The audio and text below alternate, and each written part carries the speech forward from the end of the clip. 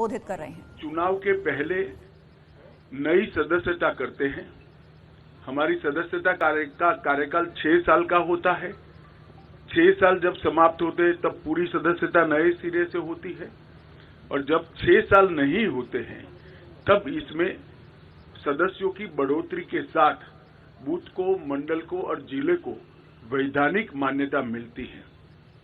Covid की महामारी के कारण ये सदस्यता का हमारा अभियान समय पर हो नहीं पाया, और जब सदस्यता नहीं होती है, बूथ से राष्ट्रीय अध्यक्ष तक के बाकी के चुनाव नहीं होते हैं, तब राष्ट्रीय अध्यक्ष चुनना संवैधानिक रूप से संभव ही नहीं है।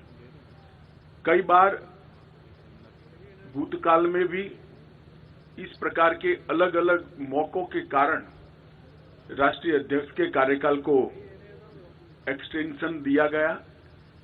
इसी परंपरा का अनुसरण करते हुए श्री जगत प्रकाश नड्डा जी को राष्ट्रीय कार्यकारिणी ने आज सर्वानुमत प्रस्ताव किया है। श्री राजनाथ सिंह जी ने इस प्रस्ताव को रखा और सभी भारतीय जनता पार्टी के सदस्यों ने इसको हर्ष ध्वनि के साथ सर्वानुमत से स्वीकार किया है कि जगत प्रकाश नड्डा जी को जून 2024 तक भारतीय जनता पार्टी के अध्यक्ष के रूप में इनके कार्यकाल को बढ़ोतरी की जाए। नड्डा जी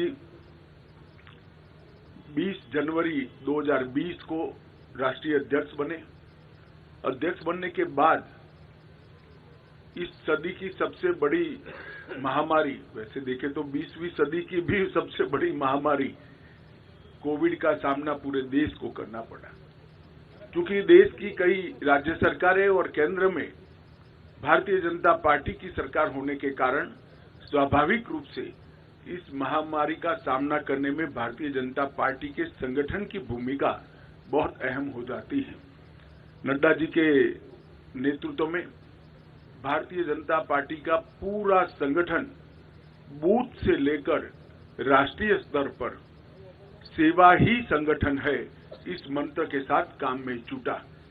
ढेर सारे गांवों में चाहे गरीबों के घर पे मदद पहुंचानी हो, अन्न पहुंचाना हो, जिनके कोविड के लक्षण देखे गए हैं उनको टेस्ट के लिए अस्पताल ले जाना हो, जिनका कोई नहीं था उनकी शुश्रूषा से लेकर अंतिम संस्कार तक सारे कोविड की महामारी की गतिरोध को पार करने में भारतीय जनता पार्टी के कार्यकर्ताओं ने बहुत महत्वपूर्ण भूमिका निभाई, और नड्डा जी ने उस कठिन काल के अंदर एक वाइब्रेंसी के साथ संगठन को सेवा के काम में जोड़ा। और मैं तो आप सबको आग्रह करता हूं कि हमारा जो डॉक्यूमेंटेशन है, सेवा ही संगठन है, इस सूत्र का, उसको आप जरूर देखिए। तो आश्चर्यजनक तरीके से एक राजनीतिक दल का संगठन किस प्रकार से महामारी में सेवा कर सकता है, उसका ज्वलंत उदाहरण भारतीय जनता पार्टी ने नड्डा जी के अध्यक्षता में देश के सामने रखा, दुनिया के सामने भी रखा। उनकी राष्ट्रीय अध्यक्षता में ही हमने बिहार में सबसे ज्यादा स्ट्राइक रेट प्राप्त किया। महाराष्ट्र में भी एनडीए को गिन लें तो हम फिर से चुन कर आए। हरियाणा में भी हमारी सरकार बनी। इसके बाद उत्तर प्रदेश, उत्तराखंड, मणिपुर, आसाम, गुजरात, इस सब जगह भारतीय जनता पार्टी ने एक बहुत बड़ी सफलता हासिल की है। बंगाल के अंदर भारतीय जनता पार्टी ने 3 सीट से 77 सीट का बहुत बड़ा फासला एक ही 5 साल में तय किया, और हम तमिलनाडु और दक्षिण के राज्यों में भी, तेलंगाना में भी एक ताकत बनकर धीरे धीरे सैन्य उभर कर आ रहे हैं। उत्तर पूर्व के सभी राज्यों में हमारी सरकारें तो बनी थी, परंतु संगठन का विस्तार बाकी था। नड्डा जी की अध्यक्षता में हमने उत्तर पूर्व के नॉर्थ ईस्ट के सभी राज्यों में संगठन को नीचे पहुंचाने में हमने बहुत बड़ी सफलता प्राप्त की है। गोवा में भी हम हैट्रिक लगाकर तीसरी बार और पहली बार पूर्ण बहुमत की सरकार बनाने में हम सफल हुए। जैसा आप सब जानते हैं, गुजरात के अंदर 156 सीटों के साथ गुजरात ने चुनाव के सभी रिकॉर्ड तोड़ते हुए 53% मत और 156 सीटों के साथ हमने प्रचंड विजय हासिल किया। मोदी जी का जो करिश्माई नेतृत्व है, जो लोकप्रियता है, वो लोकप्रियता को मत में परिवर्तित करने में और मत को मतदान मथक तक पहुंचाने में नड्डा जी का नेतृत्व में संगठन का बहुत बड़ा योगदान रहा है। मोदी जी की लोकप्रियता को पूरे देश भर के अंदर इसको आधार बनाकर भारतीय जनता पार्टी के काम को विस्तार करने में भी उनका बहुत बड़ा योगदान रहा है। सरकार की योजनाओं और सरकार के कार्यक्रम और विशेषकर किसान कल्याण के कार्यक्रमों को हर किसान तक, हर जन जन तक पहुंचाने में श्री नड्डा जी ने बहुत महत्वपूर्ण भूमिका निभाई है। उनके कार्यकाल में 120 से ज्यादा विधानसभाओं के चुनाव हुए हैं। इसमें से 73 विधानसभा के चुनाव में भारतीय जनता पार्टी की जीत हुई है। तेलंगाना, बंगाल में एक शानदार माहौल खड़ा करने में भी हमें बहुत सफलता प्राप्त हुई है। जम्मू कश्मीर में बीडीसी के इलेक्शन हो या देश भर में हुए स्थानीय इकाई के चुनाव हो, सब में भारतीय जनता पार्टी ने यश प्राप्त किया है। उनके नेतृत्व में बूथ सशक्तिकरण अभियान के तहत 1,30,000 बूथों को मजबूत करने का भी काम किया गया। लोकसभा प्रवास योजना बनाकर हर कार्यकर्ता को लोकसभा प्रवास योजना के अंदर जोड़ा। हर घर तिरंगा को भारतीय जनता पार्टी के हर कार्यकर्ता ने जन जन तक पहुंचाने के साथ ही राष्ट्रभक्ति को और तिरंगा के सम्मान को हर जन के मन में पुनः जागृत करने में बहुत बड़ी भूमिका निभाई है। सेवा ही संगठन और मोदी जी के जन्मदिन को जोड़कर सेवा का पखवाड़ा, ये दोनों कार्यक्रम, सेवा ही संगठन ये कोविड के वक्त कार्यक्रम लिया गया और सेवा पखवाड़ा निरंतर भारतीय जनता पार्टी मनाती है, उनको नीचे तक पहुंचाने में बहुत बड़ी कामयाबी नड्डा जी के नेतृत्व में हुई है। मन की बात को भी जन का कार्यक्रम बनाने में भारतीय जनता पार्टी के संगठन ने बूथ स्तर पर मन की बात को सुनने का जो कार्यक्रम बनाया, इसको हम नीचे ले गए हैं और देश भर में एक विजय संकल्प सभाएं और अपना बूथ सबसे मजबूत, ये दो अभियान हमेशा के लिए भारतीय जनता पार्टी के इतिहास में नड्डा जी की भारतीय जनता पार्टी को देन के रूप में जाने जाएंगे।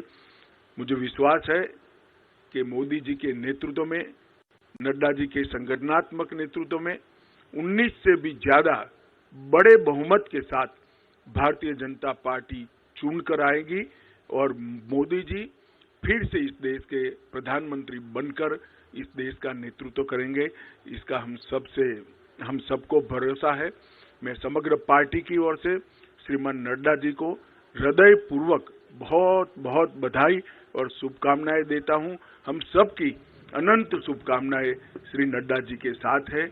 उनके नेतृत्व में पार्टी ने अपना पैठ भी बढ़ाया है, प्रसार भी बढ़ाया है और यश भी प्राप्त किया है। ये तीनों क्षेत्र में नड्डा जी के योगदान को पार्टी आज इसकी अनुमोदना भी करती है और उसको स्वीकारते हुए इनके कार्यकाल को जून 2024 तक बढ़ाती है। धन्यवाद।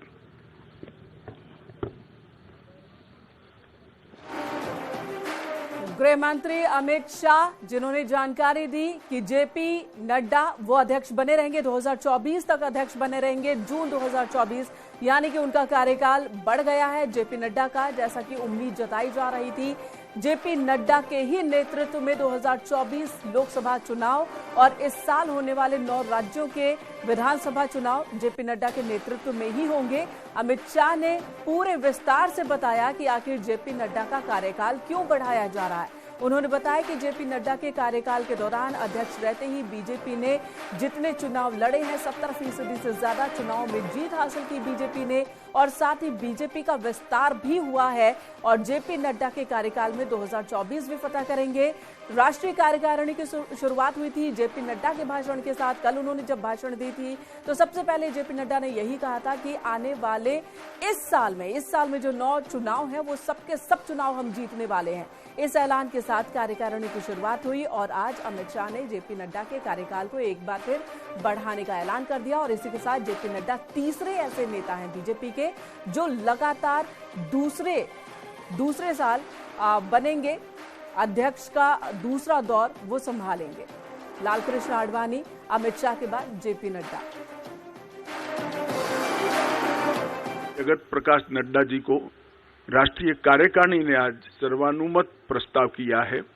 श्री राजनाथ सिंह जी ने इस प्रस्ताव को रखा और सभी भारतीय जनता पार्टी के सदस्यों ने इसको हर्ष ध्वनि के साथ सर्वानुमत से स्वीकार किया है कि जगत प्रकाश नड्डा जी को जून 2024 तक भारतीय जनता पार्टी के अध्यक्ष के रूप में इनके कार्यकाल को बढ़ोतरी की जाए। और इस वक्त अनूप गुप्ता हमारे साथ जुड़ चुके हैं दिल्ली से। अनूप, जिस तरह से कल हम चर्चा कर रहे थे जेपी नड्डा उनका कार्यकाल एक बार फिर बढ़ सकता है, तीसरे ऐसे नेता हैं बीजेपी के जो लगातार दूसरी बार बीजेपी अध्यक्ष बने रहेंगे, राष्ट्रीय अध्यक्ष।